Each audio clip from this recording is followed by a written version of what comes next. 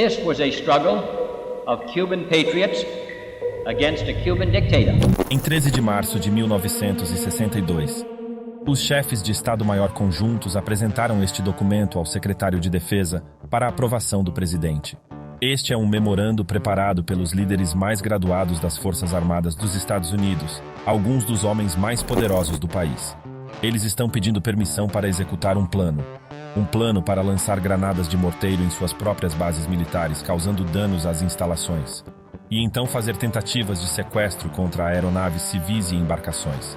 Eles estão propondo explodir um navio americano na base naval dos Estados Unidos em Guantanamo Bay, e até mesmo realizar uma campanha de terror em solo americano, explodindo algumas bombas plásticas em locais cuidadosamente escolhidos. Estamos olhando para um plano de explodir coisas em solo americano e depois culpar tudo em Cuba. The Cuban people have not yet spoken their final piece. Essa operação nunca aconteceu, mas quase aconteceu. E isso levanta uma grande questão. Por que alguns dos líderes mais poderosos da América, encarregados de proteger nossa nação, acharam que seu dever exigiria mentir e aterrorizar o povo americano? Em outras palavras, por que eles estavam planejando a Operação Northwoods? Não é a primeira vez que tanques comunistas passam por cima de homens e mulheres corajosos. Que fique registrado que nossa contenção não é inexaurível. Foi uma resposta a um problema que o governo dos Estados Unidos tinha. Eles chamaram de Problema Cuba. Cuba se tornou um problema para a CIA quando eles observaram esse jovem ativista com afinidade por charutos liderar uma revolução comunista na ilha, derrubando o ditador amigável aos americanos e nacionalizando todas as terras e indústrias valiosas que as empresas americanas vinham enriquecendo há décadas. Isso era a Guerra Fria. E o comunismo estava agora a apenas 90 milhas de distância, ameaçando se espalhar para outros países da América Latina. Países que as empresas americanas também queriam continuar controlando e explorando. E a qualquer momento, esse novo líder poderia se alinhar com a União Soviética, dando ao maior rival geopolítico dos Estados Unidos uma base militar a uma curta distância da Flórida. Portanto, isso é o que os chefes conjuntos chamavam de seu problema Cuba. Os Estados Unidos tinham algumas soluções para seu problema. Primeiro, eles impuseram um embargo a Cuba, bloqueando todas as exportações dos Estados Unidos para o país, exceto alimentos e medicamentos. Segundo, eles pararam de comprar o maior produto de exportação de Cuba, o açúcar. Isso acabou tendo um efeito contraproducente quando a União Soviética entrou para comprar açúcar cubano, iniciando uma aliança econômica entre esses dois países comunistas, exatamente o que os Estados Unidos não queriam. E terceiro, os Estados Unidos começaram a fazer planos. Muitos planos. Planos para de alguma forma se livrar de Castro, para transformar Cuba de volta ao estado cliente amigável aos negócios americanos por todos os meios necessários. Em um desses planos secretos, chamado Operação Zapata, a CIA recrutou 1.500 exilados cubanos que fugiram para Miami durante a Revolução Cubana. Era esse pequeno exército financiado pela CIA chamado Brigada 2506. E o objetivo era fazer com que eles invadissem Cuba e removessem Castro do poder. Então a CIA os treina neste acampamento nas montanhas da Guatemala, onde eles haviam executado recentemente um golpe de Estado e instalado um ditador amigável aos Estados Unidos. E bem no meio das etapas de planejamento dessa operação, o presidente John Kennedy vence as eleições presidenciais. Ask not what your country can do for you. Ask what you can do for your country. E ele herda esse esquema de invadir Cuba usando cubanos exilados. A CIA os informa sobre isso. Esse plano para resolver o problema Cuba derrubando Castro à força usando exilados cubanos. E após algum debate, John Kennedy aprova o plano. Então, em 17 de abril de 1961, eles lançam sua invasão. A Brigada 2506, aterrissando em Playa Girón com o plano de invadir a ilha e incitar uma revolução popular contra Castro. O ataque à ditadura de Fidel Castro, os desembarques foram realizados por rebeldes em várias áreas, mas foi um fracasso completo. Castro descobriu sobre a invasão antecipadamente. Uma estação de rádio na praia avistou os navios invasores chegando e pediu ajuda. Vários dos navios invasores afundaram nos recifes de coral, e as forças invasoras encontraram resistência imediata das forças armadas cubanas, que os derrotaram em 3 dias, e a maioria deles foi capturada. 9 militares dos Estados Unidos realmente voaram missões de combate em apoio a essa invasão, 4 dos quais foram abatidos e mortos no processo, algo que o governo dos Estados Unidos e a CIA negariam por quase 30 anos. Mas o ponto é que essa invasão fracassou miseravelmente, O presidente John Kennedy e sua administração foram responsabilizados. Too long we have fixed our eyes on traditional military needs, on armies prepared to cross borders, on missiles poised for flight. Now it should be clear that this is no longer enough. O presidente John Kennedy mais tarde demitiria o diretor da CIA, responsabilizando-o pelo desastroso plano de invasão que conhecemos como a Baía dos Porcos. Mas isso não mudou nada. O governo dos Estados Unidos ainda estava obcecado em remover Castro do poder. Eles apenas precisavam de um novo plano. Então, o presidente John Kennedy inicia seu próprio plano chamado Projeto Cuba, também conhecido como Operação Mangusto. No ano seguinte, a CIA emprega centenas de espiões para coletar informações sobre Cuba. Eles enviam submarinos em missões de reconhecimento às águas cubanas. Eles financiam movimentos de protesto anti-Castro, espalhando propaganda por todo o país. Eles sabotam a infraestrutura cubana para criar caos e fazem dezenas de outros planos para assassinar Castro diretamente, incluindo a preparação de pílulas venenosas para serem plantadas em uma bebida a ser consumida por Castro. Eles até contrataram a máfia americana para entregar as pílulas, sabendo que a máfia teve seus casinos expulsos de Havana durante a Revolução e desejava vingança. Mas nada disso funcionou. As tentativas de assassinato fracassaram. Fidel Castro ainda permanecia no poder e seu apoio não vacilava. E o exército dos Estados Unidos estava ficando desesperado. Eles precisavam resolver o problema Cuba antes que os soviéticos pudessem se envolver mais na ilha. Então, após todas essas tentativas fracassadas de assassinato e invasões mal sucedidas, os chefes de Estado-Maior concluíram que a única maneira de se livrar de Castro era o próprio exército dos Estados Unidos invadir Cuba e removê-lo do poder.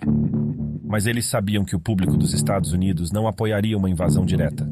Eles precisavam criar um motivo, uma justificação. E isso nos leva de volta ao nosso documento, aquele que foi enviado ao secretário de Defesa para aprovação do presidente. Esse plano de cobertura e engano para realizar ataques a alvos americanos. Ataques falsos que seriam atribuídos a Cuba para aumentar as tensões entre os Estados Unidos e Cuba, justificar uma invasão. Uma provocação legítima como base para uma intervenção militar dos Estados Unidos em Cuba. Em outras palavras, uma mentira para o público americano e a comunidade internacional. Uma série de operações de bandeira falsa para obter o que eles queriam. E tudo detalhado neste documento classificado que era destinado apenas a algumas pessoas, com esperanças de que o presidente aprovasse na primavera de 1962.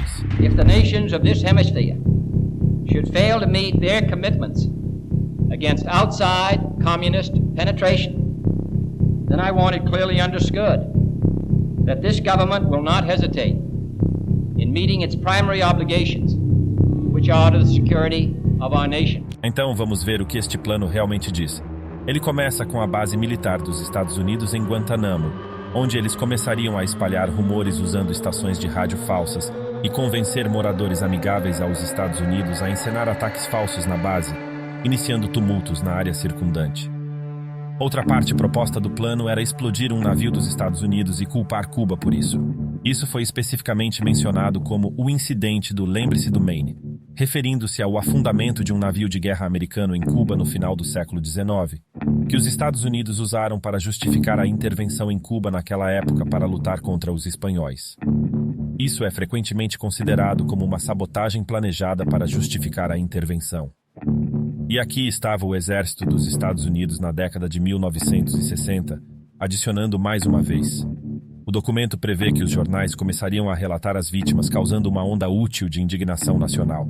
Eles também queriam criar uma campanha terrorista falsa em solo americano em Miami ou Washington. Eles queriam afundar barcos de refugiados cubanos e encenar o tiroteio de alvos de refugiados e até sugeriram explodir algumas bombas plásticas em cidades americanas. Essas coisas não seriam todas fingimento. Eles até afirmam no documento que iriam ao extremo de ferir pessoas e depois fazer prisões falsas com documentos preparados. Assim, tudo poderia ser amplamente divulgado, fazendo com que Cuba parecesse um governo irresponsável digno de intervenção americana. Eles também planejaram ter pilotos da Força Aérea Americana voando sobre lugares como a Nicarágua e lançando bombas em campos de cana para incendiá-los usando armas da União Soviética. Mas para isso funcionar, eles teriam que voar aeronaves no estilo militar cubano. Eles precisariam garantir que seus aviões estivessem pintados corretamente. Eles também usariam esses aviões para ameaçar aeronaves civis americanas, fazendo parecer que eram os cubanos que estavam fazendo isso. Eles planejaram um sequestro falso de aviões comerciais para culpar o governo cubano ou simular a derrubada de um avião civil. E se isso não bastasse, os chefes de Estado-Maior planejavam criar um incidente que faria parecer que jatos comunistas cubanos haviam destruído uma aeronave da Força Aérea dos Estados Unidos enquanto voava sobre águas internacionais em um ataque não provocado. A Operação Northwoods era um plano imprudente para mentir e prejudicar pessoas proposto por líderes governamentais de alto escalão que estavam cada vez mais desesperados para invadir Cuba. E eles queriam agir rapidamente. Eles afirmam que em apenas alguns meses, eles precisavam fazer isso para que esse ataque não envolvesse a União Soviética, que ainda não havia estabelecido nenhuma defesa ou bases militares em Cuba. Portanto, o que temos aqui é o aumento da desesperança do exército dos Estados Unidos em alcançar seu objetivo de resolver o problema de Cuba. Se John Kennedy apenas aprovasse esse plano, então o exército começaria a explodir coisas, atacar suas bases e aterrorizar o povo americano. Mas ele rejeitou. A Operação Northwoods nunca aconteceu. A rejeição de John Kennedy a esse plano é uma das razões pelas quais houve um desentendimento entre ele e o exército. Enquanto o exército queria adotar uma postura mais rígida em relação a Cuba, John Kennedy sentiu o impacto da invasão da Baía dos Porcos, achando que algo assim era um risco muito grande. Um mês depois, outro documento chegou até ele. Os chefes do Estado-Maior Conjunto enviaram uma nova memória, afirmando que a única maneira de remover o regime comunista era por meio de intervenção militar dos Estados Unidos, e que Cuba era uma base vital de operações para espionagem, sabotagem e subversão contra outros países da região. O medo era que o comunismo se espalhasse pela América Latina por causa disso, e o tempo estava se esgotando. O desentendimento entre John Kennedy e o exército continuou durante a crise dos mísseis cubanos, quando os chefes do Estado-Maior esperavam implantar mísseis nucleares contra os soviéticos e invadir Cuba. Mas John Kennedy mais uma vez resistiu ao exército e disse não. John Kennedy eventualmente negou ao general Lyman Lemnitzer outro mandato como presidente do Estado-Maior Conjunto. Provavelmente por causa de seu papel principal no planejamento da Operação Northwoods, e ao analisar esse episódio bizarro da história americana, pode-se ter a sensação de que este é um momento em que nosso sistema funcionou. Os líderes militares tentaram abusar de seu poder para lançar uma invasão injustificada e ilegal em outro país, e o presidente os impediu. Verificações de desequilíbrios, certo? Mas a realidade é que todos esses homens têm o mesmo objetivo: tirar Castro do poder e ter controle sobre Cuba. Novamente, a discordância deles era apenas uma questão de graus. Os meios, não os fins. A realidade é que os Estados Unidos estavam a apenas uma pessoa, um único indivíduo de distância de que essa operação acontecesse, de uma invasão em grande escala. Se John Kennedy tivesse perdido a presidência para Nixon, a Operação Northwoods teria ocorrido? Não podemos afirmar conclusivamente, mas certamente isso aumenta a probabilidade. Mas o que é mais surpreendente é que, além de algumas normas e algumas ideias sobre governo, nada fundamentalmente mudou em nosso governo. Isso poderia acontecer novamente. Espero que você tenha apreciado esse documentário sobre a invasão cubana tanto quanto eu. Não se esqueça do seu like, compartilhe com seus amigos e inscreva-se em nosso canal para mais conteúdo fascinante como este. Fique com este documentário que fala sobre a ameaça dos Estados Unidos nos dias de hoje. Até a próxima!